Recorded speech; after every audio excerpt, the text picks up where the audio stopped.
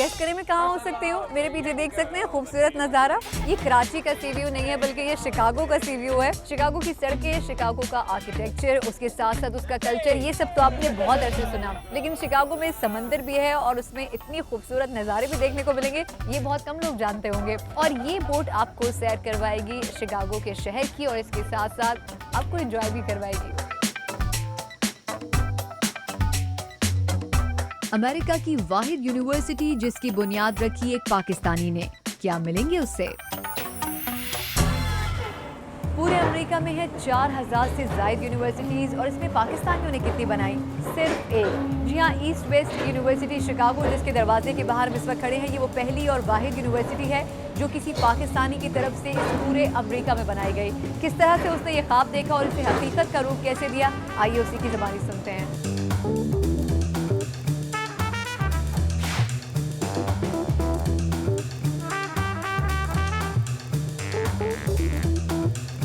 इस यूनिवर्सिटी जहां पर हम मौजूद हैं उसको शुरू करने वाले वसीउल्लाह खान साहब जो कि इस यूनिवर्सिटी के चांसलर हैं, हमारे साथ मौजूद हैं। बहुत शुक्रिया वसी साहब हमें वक्त देने के लिए।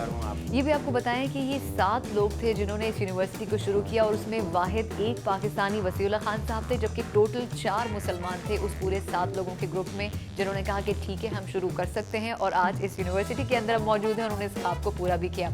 वसी साहब, आपको पाकिस्तानियों की तरफ से और ओवरऑल मुसलमानों की तरफ से यूएसए में जब आपने 1980 में ये शुरू की, कितनी फंडिंग मिली, कितनी सपोर्ट मिली? जी, फंडिंग नहीं मिली और वो चूँकि मुझे पहले से अंदाज़ा था, अमेरिका में 85% से ज़्यादा इदारे जो हैं वो ट्यूशन पर चलते हैं। 15% से कम जो है उनका वक्फ होता है, पैसे हार्वर्ड वगैरह का वक्फ है। तो इसलिए मुझे अंदाज़ा था कि ट्यूशन की इनकम बढ़ती चली जाएगी, वही सही हुआ। तो ट्यूशन की इनकम की वजह से यहाँ गरीब लड़कों के लिए भी 1964 के बाद से ग़ालिबन ज़्यादा मुमकिन है। अब यहाँ इस साल मसलन जो स्टूडेंट यहाँ दाखिल होता है, फ़ीस है कोई 15,000 कुछ $100, तो उसमें से 11,000 से ज़्यादा जो हैं उसको फ्री मिल जाते हैं। अच्छा वसी साहब, आपको 30 साल से ज़्यादा अरसा हो गया है। 1980 में आपने ये शुरू किया और आज ये माशाल्लाह एक बिल्डिंग आप ले चुके हैं, दूसरी बिल्डिंग आप लोग बना चुके हैं। मेरे इस तरफ और इस तरफ आपने मुझे दिखाया भी था कि ये पार्किंग लॉट भी बन रहा है और बड़ी आपकी कितनी 18 मंजिला 17 मंजिला बिल्डिंग बन रही है। पाकिस्तान में कई ऐसे पाकिस्तानी हैं जो करना चाहते हैं यंगस्टर्स के लिए काम, ख़ास तौर पर एजुकेशन से रिलेटेड, उनको कुछ चंद टिप्स देंगे? ये मैं करूँगा कि जिससे यहाँ मजमून है, हमारे यहाँ डिग्री मिलती है इसमें एंटरप्रेन्योरशिप, एंटरप्राइज एंटरप्रेन्योर, यानी एक चीज़ का बेड़ा उठाना उसके बाद उसको आगे ले जाना। हर बिजनेस जो है वो एंटरप्राइज होता है। तो अल्हम्दुलिल्लाह अब एजुकेशन में प्राइवेट यूनिवर्सिटियाँ वैसे कुछ तो खाली पैसे लूटने के लिए बन रही हैं, यहाँ अमेरिका में भी हर जगह, लेकिन जो सिंसियर लोग जिन जैसी यूनिवर्सिटियाँ बना रहे हैं वहाँ प्राइवेट गवर्नमेंट के अलावा या इसी तरह मेडिकल केयर में, तो उसमें एंटरप्रेन्योरशिप ज़रूरी होती है और सरमाया ज़रूरी होता है। सरमाया जो है वो मिल जाता है, इंसानी सरमाया, ह्यूमन कैपिटल अगर अवेलेबल हो, इंसान हो, जैसे पाकिस्तान इंसानों ने बनाया, कायद आज़म मोहम्मद अली जिन्ना ने शुरू किया, उनको साथी मिल गए। तो ये ज़रूरी है कि एक आदमी नहीं कुछ कर सकता, उसे एक टीम बनानी पड़ती है। तो वो टीम अल्हम्दुलिल्लाह यूनिवर्सिटी में बन गई थी और फिर वो टीम जो है आगे लेकर चली इसको। इस वक्त वो यंगस्टर जो हमें देख रहे हैं और उनको ये एहसास हो रहा है कि वो भी पाकिस्तानी है, उसमें से बड़ी तादाद यूएस में भी मौजूद है, पाकिस्तान में भी मौजूद है, लेकिन वो जो एक होता है ना कि पहला कदम कि मैं ये कर सकता हूँ या मैं ये कर सकती हूँ, क्या जज्बा उनके अंदर आपको देख के होना चाहिए? जी, वो एक अपने जहन में जो है तय कर लें कि वो क्या होना चाहते हैं। जैसे कायद आज़म मरहूम से जब वो फर्स्ट ईयर स्टूडेंट थे तो उनके चचा ने पूछा था कि तुम क्या बनना चाहते हो? उन्होंने कहा मैं वकील बनना चाहता हूँ। कहने लगे वकील तो भूखे मरते हैं। तो उन्होंने जैसे कहा कि अंग्रेज़ी में जब मैंने पढ़ा था, the place at the top is always vacant, कि जो ऊपर की मंजिल है वो तो हमेशा खाली रहती है, बहुत ही कम लोग होते हैं। तो वो टॉप के बैरिस्टर बन गए। तो इसीलिए एक नौजवान को, लड़की हो लड़का हो, उसे सोचना चाहिए कि वो किस एरिया में टॉप पर पहुँचना चाहता है। बहुत शुक्रिया वसीउल्लाह खान साहब। ये उन चंद शख्सियात में से एक है जिनसे मिलकर ये एहसास होता है कि बीइंग अ पाकिस्तानी हमारे लिए ये फ़ख्र की बात है कि हमारे लोगों में से कोई एक ऐसा है जिसने आगे बढ़कर एक कदम उठाया, एक ख्वाब देखा और वो ख्वाब इतनी बड़ी हकीकत बन गया जहाँ पर इस वक्त हम मौजूद हैं। हमारे अंदर भी इसी जज्बे के होने की ज़रूरत है। वसी साहब बहुत शुक्रिया आपका।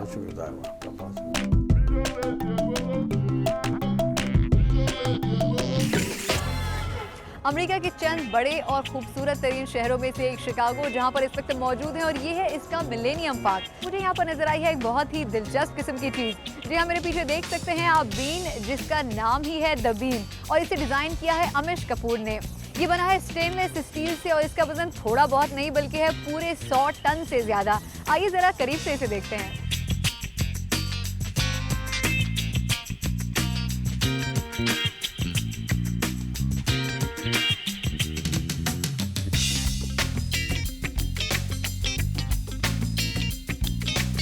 काम तो सब करते हैं, पर अगर किया जाए दिल की लगन और फलाही जज्बे के साथ, वो बनता है असल पाकिस्तानी। ये है स्टीवन। स्टीवन एक तस्वीर बना रहे हैं। स्टीवन का बाजू कई साल पहले चूल्हे की आग से जल गया था और लिहाजा उसको हर थोड़े अरसे के बाद अस्पताल में ट्रीटमेंट करवानी होती है। और ये हैं कायली। कायली ने अपने मर्ज बताने से इनकार कर दिया, लेकिन वो पिछले 3 दिन से अस्पताल में है।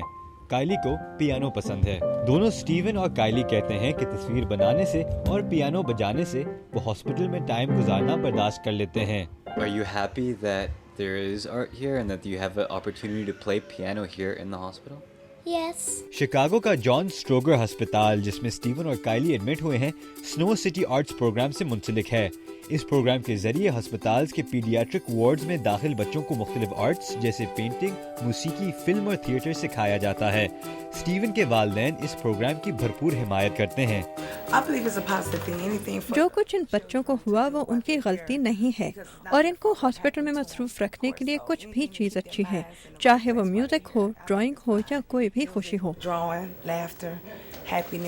ये शिकागो में ली गई थी। और ये प्रोग्राम, जिसने आज तक 11,000 से ज्यादा बच्चों की मदद की है, एक पाकिस्तानी अमेरिकन के हाथों में है। सादिया ओकेली खुद एक आर्टिस्ट हैं। कराची यूनिवर्सिटी से पढ़ी हुई सादिया पिछले 11 साल से स्नो सिटी आर्ट्स प्रोग्राम से मुंसलिक हैं। इसलिए कि मुझे बचपन से पढ़ाने का और किसी को के लिए वो खिड़की दिमाग में खोलना कि शायद इमेजिनेशन के थ्रू बच्चे कुछ बनना चाहें। सादिया ओकेली ने बताया कि कुछ साल पहले जब उन्होंने पाकिस्तान विजिट किया, उन्होंने वहाँ भी कुछ अस्पतालों में दाखिल बच्चों को कैमरे दिए ताकि वो भी अपनी तख्लीकी सलाहियतों को इस्तेमाल कर सकें। तो ये एक पेशेंट आई हुई थी बहुत दूर से, कराची के अस्पताल में, दूर से सिंध से आई थी। मैंने उनको पूछा कहाँ से, और इनका नाम था मकबूल। खुदा करे बिल्कुल ठीक हूँ। अब मैंने बहुत साल पहले इनके साथ काम किया था, इनके साथ नहीं मगर ये मकबूल की नानी अम्मा, जो कि उनके साथ बहुत दूर सिंध से आई थी, और उनका टाइटल तस्वीर का मकबूल ये देना चाहती थी, आई ट्रैवल्ड फ्रॉम इंटीरियर से। मकबूल को ये तक भी नहीं मालूम था, इतना दूर का सफ़र था बीमारी में, कि उनको मेरा ख्याल है ये भी नहीं मालूम था कि कितने दूर, कहाँ, किस गांव से आ रही हैं। बस उनको ये पता था कि दूर का सफ़र है। स्नो सिटी आर्ट्स प्रोग्राम इस वक्त 3 अस्पतालों में मौजूद है और सादिया ओकेली का कहना है कि उनकी टीम इसको और बढ़ाना चाह रही है, लेकिन अस्पतालों में ऐसा प्रोग्राम चलाना आसान नहीं। लिंजी पॉटर स्नो सिटी की डायरेक्टर ऑफ एकेडमिक्स हैं। हम पर बहुत सी पाबंदियां हैं क्योंकि बच्चों की हिफाजत बहुत अहम है। कुछ ऐसे मरीज बच्चे हैं जिनके करीब आप नहीं जा सकते। अगरचे काली और स्टीवन जैसे बच्चों के मर्ज संजीदा हैं, सादिया ओकेली का कहना है कि अपनी क्रिएटिविटी दिखाकर कम से कम ये मरीज बच्चे ही रह सकते हैं। एक ब्रेक, जिसके बाद आपको मिलवाएंगे एक ऐसे पाकिस्तानी से जिन्होंने अपने शौक को अपना बिजनेस बना लिया।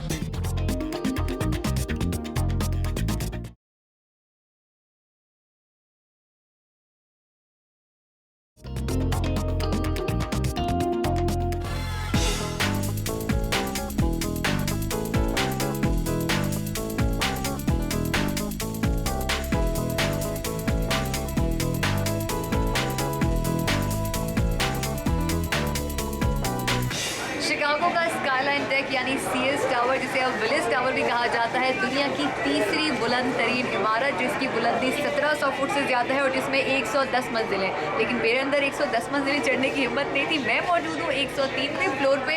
यहाँ पर लोग आते हैं, खासतौर पर टूरिस्ट। यहाँ पर 4 क्यूबिकल्स बनाए गए हैं जो कि बिल्डिंग से 4 फुट बाहर निकले हुए हैं, और आप 1350 फुट की बुलंदी पर रहते हुए पूरे शिकागो का नज़ारा कर सकते हैं। इंतहाई दिलचस्प है, लेकिन इसके लिए आपको कुछ जूस या पानी लाना पड़ेगा, क्योंकि हो सकता है मेरी तरह आपको भी चक्कर आ जाए। मिलिए एक ऐसी पाकिस्तानी से जो है कॉफी स्पेशलिस्ट, और ये हम नहीं बल्कि कह रही हैं आयशा तंजीम। शिकागो के पॉश मिशिगन एवेन्यू पर मज़ेदार गर्मा गर्म कैपुचिनो या ठंडी कोल्ड कॉफ़ी के साथ मिक्स करके मिलता है फ़लसफ़े का टेस्ट कैफ़े डेकार्ट में। जदीद फ़िलॉसफ़ी के बानी रेने डेकार्ट के नाम पर बने इस कैफ़े के पाकिस्तानी मालिक अरशद जावेद कॉफ़ी के भी शौकीन हैं और फ़िलॉसफ़ी के भी, और अपने ये दोनों शौक वो पूरे करते हैं अपने कैफ़े में फ़िलॉसफ़ी पर डिस्कशन ग्रुप्स के ज़रिए। काफ़ी सारे लोग आते हैं समझ जो प्रोफेसर बन के यूनिवर्सिटी शिकागो से, नॉर्थ वेस्टर्न से, दीपाल से, लोयोला से आते हैं। सो यानी कि अच्छा ग्रुप होते हैं। मगर इस कैफ़े का arty French Italian style decor सिर्फ फिलोसोफर्स ही नहीं बल्कि आम लोगों को भी पसंद आता है, और इसे डिज़ाइन करने में खुद हमारे फ़लसफ़ी अरशद साहब का बड़ा हाथ है। तो ये जो मैंने सादी, हाफिज़, रूमी, ख़याम जो ये तो मैंने अपने खुद बनाया। बकाया जो काम था ये एक ही आर्टिस्ट का काम है। क्यों ऐसे कि I want to be a uniform. हमारे साथ एक स्पेशल फेवर अरशद साहब ने ये की कि ना सिर्फ अपने हाथ की कॉफ़ी बनाकर पिलाई बल्कि एक अच्छा शॉट ऑफ एस्प्रेसो बनाना भी सिखाया। नंबर 1, ताज़ा पिसी हुई ग्राउंड बीन्स, इतनी बारीक कि उंगली से स्टिक करें। Number 2, tamping. Number 3, turn it, go back way all the way, ठीक है। नंबर 4, 16 से 20 सेकंड का शॉट। ये जो ड्रिंक है ये उसके बाद अब मैंने जो किया है दोनों को बराबर में टाइम जो लगेगा ना, तो then I will be it really is.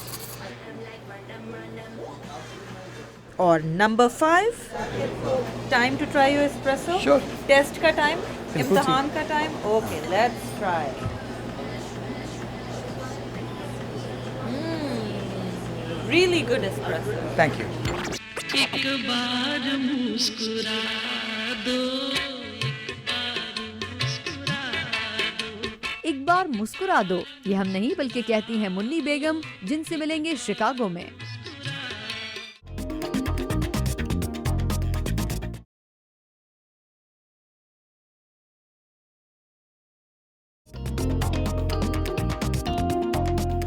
एक बार मुस्कुरा दो, ये मैं आपसे नहीं कह रही बल्कि ये वो मशहूर ज़माना गीत है जो बहुत से सुनने वाले अब भी जब याद करते हैं तो जो पहला इमेज हमारे दिमाग में आता है वो होता है मुन्नी बेगम का। आज हम लोगों को ये शर्फ हासिल हुआ है कि उस अजीम हस्ती से, उस मशहूर हस्ती से मिल सकें जो अब हमारे पास मौजूद नहीं है, क्योंकि उनकी अब जो मंजिल है वो है अमेरिका, जहाँ वो बहुत अरसे से रह रही हैं। आपको बहुत बहुत शुक्रिया कहूँगी मैं। मेरे लिए वाकई ये बहुत बड़ा एजाज़ है कि मैं आपसे मिल रही हूँ। नहीं है, मैं बहुत डर गई। मैंने कहा कहाँ गए हम? वो इसलिए हम में नहीं है क्योंकि एक पाकिस्तान का कीमती सरमाया जो है वो अमेरिका ने रखा हुआ है, उस पर मुझे बहुत एतराज़ है। बहुत सारा सरमाया यहाँ पे है। एक मैं आपको मिल गई हूँ, अभी आपको और भी मिलेंगे। चले, मैं यकीनन मिलना चाहूँगी। अच्छा, जब मैं आपके बारे में पढ़ रही थी तो सबसे पहले मुझे इस बात पे हैरत हुई कि आपका असल नाम नादरा है, लेकिन बहुत कम लोग इस नाम से वाकिफ़ हैं। जो लोग आपका नाम जानते हैं वो सिर्फ मुन्नी बेगम के नाम से जानते हैं। तो नाम में तब्दीली क्यों की गई? नाम में तब्दीली तो नहीं की गई है। असल में मेरा जो शुरू से जब मैं रही वो बांग्लादेश ढाका में थी, वही मेरी पैदाइश है, जो पहले साबिक़ बरसात पाकिस्तान हुआ करता था। तो वहाँ मैं स्कूल में पढ़ती थी। स्कूल में हमारे स्कूल के तरफ से प्रोग्राम होता था, ईस्ट पाकिस्तान एजुकेशन वीक मनाया जाता था, जिस पे पूरे मशरक़ी पाकिस्तान के जितने भी स्कूल के बच्चे जिनमें थोड़ा बहुत भी काबिलियत होती थी तो वो वहाँ जाके उसको अपना मतलब पेश करते थे। तो मैं अपनी स्कूल की तरफ से गई तो हमने 3 चीज़ें मैंने अपने लिए कहा कि सर मैं 3 चीज़ में हिस्सा लेना चाहती हूँ। कहने कि क्या क्या? मैंने कहा एक गज़ल, एक नात और एक बंगाली लोकगीत। अच्छा, उस वक्त उम्र कितनी थी आपकी? मैं 10-11 साल की थी। अच्छा, फिर उसके बाद फिर उन्होंने कहा कि ठीक है आप हिस्सा लीजिए। जब मैं हिस्सा लेने के लिए गई 3 चीज़ में तो उन्होंने कहा चलो एक आदमी किसी में तो फर्स्ट हो जाएगी, लेकिन वो तीनों में मैं फर्स्ट आई। तो उसकी वजह से मेरे जो प्रिंसिपल थे स्कूल के, मामून रशीद उनका नाम था, उन्होंने मेरा बक बुला के कहा कि इतनी छोटी सी है, ये धान पान सी है, बिल्कुल बहुत दुबली पतली सी होती थी। कहने कि इसका नाम आपने नादरा नाम रखा हुआ, नादरा की तो ये वज़न में ही नहीं आ रही है। इतनी मुन्नी से इसको मुन्नी बुलाया करें। अच्छा। तो बस फिर वही मुन्नी से मुन्नी ही रह गई मैं। अच्छा। फिर मैं जब कराची आ गए हम 1971 में, तो मैं उधर रेडियो पाकिस्तान गई। मैंने कहा कि मैं अपना नाम चेंज करना चाहती हूँ। तो उन्होंने कहा कि बीबी नाम चेंज कीजिएगा तो आपका दोबारा ऑडिशन होगा। मैंने कहीं रहने दीजिए। अच्छा, 76 में आपकी पहली एल्बम आई, उसका बड़ा एक दिलचस्प वाकया था। मैंने ये सुना कि आपको जब चेक मिला तो आप नंबर्स के हिसाब से समझी कि ये 7,000 रुपए, लेकिन आपको देने वाले ने कहा कि गौर से देखें ये 70,000 रुपए। में पता कि जब मैं देख रही थी, ये देखिए चेक बना, तो मैं 7 को देख के घबरा गई। मैंने कहा 7,000? अच्छा। तो उसने पे चश्मा उतार के कहा 7,000 नहीं, गौर से देखिए ये 70,000 है। अच्छा। तो मुझे बहुत चुपचाप, फिर मैं बिल्कुल बैठ गई कुर्सी पे। आपको यकीन नहीं आया? नहीं, मुझे यकीन इसलिए नहीं आया था क्योंकि 2 महीने पहले ही मैंने एक घर खरीदा था 80,000 में। वो अज़्ज़ाबाद में घर लिया था मैंने, मेरी ज़िंदगी का पहला मकान था वो। तो आपने कैसी खुद जिम्मेदारी उठाई कि आपको घर लेना चाहिए? आप तो बेटा भी नहीं थी।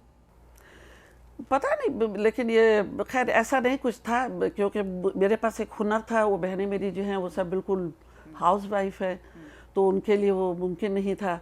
और फिर मेरी एक बहन के जो शौहर थे वो वहाँ पे कैद थे इंडिया में। अच्छा। कैद हो गए, तो दूसरे बहन जो थे वो बेचारे वो भी बहुत जद्दोजहद कर रहे थे क्योंकि सब कुछ छोड़ छाड़ के हम लोग आ गए थे यहाँ पे। बहन मेरी, फिर बड़ी बहन मेरी बेवा थी, तो सब कुछ संभालना था। तो मेरे पास एक हुनर था म्यूज़िक का, जिसके ज़रिए से मैं कुछ कर सकती थी, तो मैंने मौसीकी को अपना के और उसको गई। अच्छा, उसके बाद फिर ज़िंदगी में आगे कैसे चली आप? आगे क्या किया? फिर निजी ज़िंदगी कैसी गुजरी, कैसे शुरुआत हुई? क्योंकि फिर उसके बाद आपने अमेरिका का भी रुख किया कई सालों के बाद। कैसे एक्सपीरियंस रहे ज़िंदगी में पाकिस्तान के अंदर रहते हुए? पता नहीं, सब अजीब सी ज़िंदगी मैंने गुजारी है। हर चीज़ मुझे मिला है, लेकिन थोड़ा थोड़ा, कोई भी चीज़ मेरे पास मुकम्मल नहीं था। अगर मेरी शादी भी हुई तो वो भी नामुकम्मल सी थी। अगर बच्चे भी मेरी ज़िंदगी में आए तो वो भी नामुकम्मल सी थे, क्योंकि उनको रख के मुझे प्रोग्रामों में 2-2, 3-3 महीने के लिए जाना पड़ता था। जब मैं वापस आती थी तो बच्चे मुझे पहचानते नहीं थे। मैं फिर बैठ बैठ कर रोती थी कि बच्चे मुझे भूल गए। इस तरीके से करते करते अभी जो ज़िंदगी में मतलब थोड़ा सा ठहराव आने का मौका था, तो उस पर बहुत ज़्यादा धमाका हुआ लाइफ में, जिसकी वजह से मैं यहाँ आ गई। अच्छा, क्या आप थोड़ा सा शेयर करना चाहेंगे कि आखिर हालात क्या थे मेरे जो हालात पाकिस्तान ये थे से कि आने मेरी पड़े? शादीशुदा ज़िंदगी ख़राब हो गए थे। फिर मैं उस शहर में रहना नहीं चाहती थी कि जिसमें मेरे बच्चे का बाप रहे, वहाँ पे मैं वहाँ नहीं रहूँगी। तो आप कराची में रहती थी? जी, मैं कराची में रहती। फिर मैं अपने 3 बच्चों को लेके यहाँ पे आ गई। यहाँ पे आने के बाद बहुत जद्दोजहद मैंने किया। अच्छा, यहाँ आने के बाद किसी को जानती थी आप, या बस आपने फैसला किया कि अब नहीं मैं जानती थी मैं, क्योंकि हर साल 2 साल के बाद प्रोग्रामों में आती थी ना यहाँ पे, तो मेरे लिए इसलिए कोई मुश्किल नहीं था। मुझे बस कराची से निकल जाना था। कहीं भी मैं कुछ नहीं तो मैं बांग्लादेश चली जाती, नहीं तो मैं इंडिया चली जाती, कहीं ना कहीं चली जाती। तो मुझे मौका मिल गया यहाँ आने का और मैं यहाँ आ गई। यानी एक औरत होने के बावजूद भी आपने इतना मजबूत और इतना हिम्मत वाला कदम उठाया और आप अपने बच्चों को लेकर यहाँ पे आई और उसके बाद आपने यहाँ सर्वाइव भी किया। अच्छा, यहाँ आप तकरीबन कोई 10-12 सालों से है, कम से कम तकरीबन 13 साल। 13 साल से। इन 13 सालों में यहाँ पे रहने वाले लोगों से आपको किस हद तक सपोर्ट मिली? आपको लगा कि आप अपनों से दूर हैं फिर भी, लेकिन कोई ना कोई ऐसे ज़रूर लोग मौजूद हैं, चाहे पाकिस्तान से हों या एशिया से हों, जो आपको सुनते हैं, आपसे मोहब्बत करते हैं? अपने आप को लोग यहाँ पर मिले? बहुत लोग हैं यहाँ पे, बहुत मेरा ख्याल करते हैं, लेकिन अपने मुल्क का तो याद आता ही है। यहाँ सपोर्ट बहुत है कि मतलब चलो ये प्रोग्राम हो गया, मुन्नी को बुला लीजिए।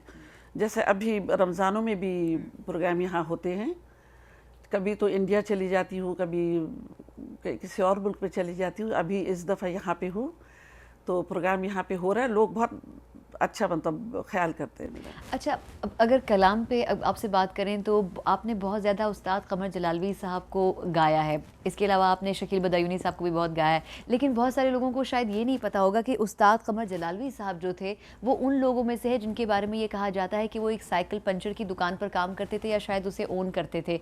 उनको आपने क्यों चुना? क्योंकि अमूमन लोग कहते हैं कि हम बड़े बड़े शायरों को गाते हैं, लेकिन आप वो गुलकारा हैं जिन्होंने एक छोटे शायर को चुना जो शायद छोटा काम करता था लेकिन शायरी कमाल की करता था। नहीं, छोटे शायर तो उनको मत भूलिएगा, क्योंकि वो उस्ताद कमर जलालवी कहलाते थे। उनके टक्कर का तो शायर मुझे अभी तक नजर ही नहीं आया। लेकिन आप वो वाहिद गुलकारा जिससे बहुत गाया उनको। मैंने गाया ही उन्हीं को, उन्हीं के गाने से शुरू किया। वजह यह था कि शायद मुझे लगता था कि ये इनकी जो शायरी है ना, ये मेरे दिल को लगती थी। मुझे महसूस होता था जैसे ऐ मेरे हमनशी चल कहीं और चल, ये मैं बंगाल में गाती थी। उसके बाद फिर उनका था कि यहाँ तंगी कफ़स है, वहाँ फ़िक्र आशियाना, न यहाँ मेरा ठिकाना न वहाँ मेरा ठिकाना। तो अपने ज़िंदगी से बहुत करीब उनकी शायरी थी, तो उनकी शायरी को मैं वैसे पसंद भी बहुत करती थी, और मेरे ख्याल में मैं पहली फ़नकारा थी जो उनकी शायरी को गाना शुरू किया। अच्छा, इससे पहले कि हम आगे चलें, अगर मुमकिन हो सकेगा कि आप उनकी शायरी का कुछ हमें गुनगुना के सुनाएं। उनकी शायरी का भी क्या सुना हो आपको? कोई नगमा जो आपने गाया हो? आपने तो बहुत सारे नगमे गाए, कोई ऐसा जो थोड़ा सा आप गुनगुना सके? ऐ मेरे हम नशी चल, कहीं और चल, इस चमन में अब अपना गुजारा नहीं, ऐ मेरे हम नशी चल। ये बहुत खूब। अच्छा, पाकिस्तान से आए हुए 13 साल हो गए आपको, पाकिस्तान याद आता है, जाती हैं कभी वहाँ पर? क्योंकि आप वैसे तो शोज़ वगैरह के लिए जाती ही रहती होंगी, लेकिन रहने के लिए दिल करता है या आप सोचती हैं कि अब अमेरिका में ही रहना बेहतर है मेरे लिए, या मैं यहाँ खुश हूँ? फ़िलहाल तो मैं समझती हूँ कि अमेरिका में रहना बेहतर है। पाकिस्तान तो खैर मुल्क है, देखिए ना, उससे तो कोई भी इंसान नहीं कह सकता कि जी मुझे याद नहीं आता है। अभी मैं पिछले दिनों गई हुई थी वहाँ पे, तो 6 डाकू आए घर पे। आपके घर पे 6 मेरे डाकू घर पे आए? 6 डाकू। अच्छा। और उसके बाद और फिर उनको पता था कि ये आपका घर है? ये नहीं पता मुझे। अच्छा। तो उनको पता था कि नहीं, क्योंकि मैं इंडिया से प्रोग्राम करके पहुंची थी वहाँ पे, तो शाम को 6:30 बजे लाइट चला गया और 6:45 बजे वो आ गए। उसके बाद फिर मेरी छोटी बहन ने कहा कि बाजी अपना आप चुप रहिएगा, बिल्कुल मुँह ढाक लीजिए, छुप जाइए आप। मैं मुँह ढाक कर आराम से बैठी रही, मैं दुआ पढ़ती रही। एक डाकू सामने खड़ा था, उसने कहा कि जी सारी चीज़ें दे दी। मैंने कहा ले लो। फिर वो सब कहने लगे कि और क्या चीज़ है? मैंने कहा ये अलमारी है, ये वो। फिर मैंने कहा कि मेरे कमरे में पर्स रखा है, उसमें पैसा है, वो भी ले लो। तो मैं दुआ पढ़ी थी। कहने के क्या पढ़ी है आप? मैंने कहा मैं दुआ पढ़ी हूँ। कहने के क्यों? मैंने कहा था कि तुमको भी अल्लाह अपने ज़बान में रखे, मुझे भी रखे। कहने का अच्छा, अगर हम घर के पिछले हिस्से से हम भागने की कोशिश करें, रास्ता है? मैंने कहा नहीं, 8 बजे तक लाइट आ जाएगा, तो 7:45 बजे तक सारा काम वाम करके निकल जाओ यहाँ से, ताकि तुमको कोई तकलीफ ना हो। तो आप चोरों की कोऑर्डिनेटर थी या वो आपका घर था? जाते जाते वो उसमें से 2 डाकू मेरे पास आया, कहने लगा कि खाला मेरे लिए दुआ करना। मैंने कहा अल्लाह ने चाहा तो इंशाल्लाह तुम खैर खैरियत से मेरे घर से तुम हिफ्ज़-ओ-अमान में जाओ। फिर मैंने उनको एक नसीहत की। मैंने कहा देखो बेटा, सब कुछ ठीक है, लेकिन ज़िंदगी से कीमती कोई भी चीज़ नहीं है जिसको कोई नहीं चुरा सकता है। तो इस चीज़ को गंवाने की कोशिश मत करना, क्योंकि तुम्हारा ज़िंदगी हो सकता है मेरे लिए कोई फ़ायदा बनना हो, लेकिन तुम्हारे माँ बाप के लिए तुम बहुत अनमोल हो। कोशिश करना कि इस काम को छोड़ दो। यानी कमाल है, अगर वो डाकू कहीं टीवी देख रहे हैं तो उनको कुछ तो शर्म करनी चाहिए कि बजाय इसके कि वो सामान वापस दे के जाते, उल्टा दुआएं भी लेके चले गए और सामान भी लेके चले गए। ये वैसे बहुत बुरी बात है। पाकिस्तान के डाकू को कुछ बेहतर होना चाहिए, कोई कैलिबर होना चाहिए। चक्कर पता है क्या, जिस तरीके से पाकिस्तान के हालात है ना, शायद मैं भी उनकी जगह अगर होती तो मैं भी यही काम करती। अच्छा, आखिर में हमारी वही फरमाइश है आपसे जिसके लिए हम इंतज़ार में हैं। अच्छा। आपकी इतनी मज़ेदार बातें हैं, लेकिन उसके बावजूद उसके बिना मज़ा नहीं आएगा। अच्छा, ज़रूर। आवारगी में हद से गुजर जाना चाहिए, आवारगी में हद से गुजर जाना चाहिए, लेकिन कभी कभार तो घर जाना चाहिए, आवारगी में हद से गुजर जाना चाहिए। बहुत खूब, बहुत शुक्रिया आपके वक्त बहुत का। मेहरबानी सना।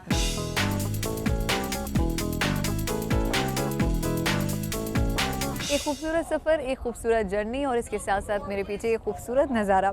सैर आपने की और मुझे यकीन है कि आपको भी उतना ही मज़ा आया होगा जितना मुझे आया, लेकिन मुझे थोड़ा सा ज़्यादा आया क्योंकि मैं वाकई यहाँ पर मौजूद थी। इस जर्नी ने मुझे इस बात के ऊपर एग्री करने पर मजबूर कर दिया कि ये बोट का सफ़र, अगर आप शिकागो आएँ और इस बोट के सफ़र में आप ना शामिल हों तो फिर आपने शिकागो देखा नहीं। तो अगर आपको भी देखना है तो आप भी जब भी कभी आना चाहें, इस सफ़र को कभी मिस मत करिएगा।